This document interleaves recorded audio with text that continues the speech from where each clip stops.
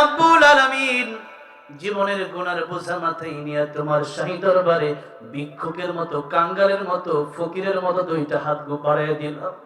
আল্লাহ রাব্বুল আলামিন, এখানে কত মানুষ আছে বিশ্বাস করি তোমার অনেক নেককার বান্দা আছে, মাসুম বাচ্চা আছে।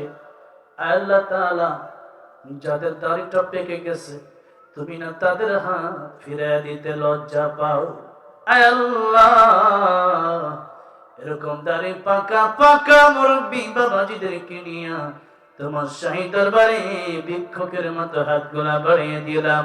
মেহেরবানি করে জিন্দেগির গুনাহগুলি মাফ করে দাও।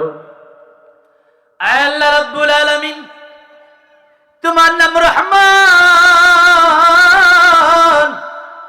আমরা নাফরমান, আমরা গুনাহগার, তোমার নাম গফফার।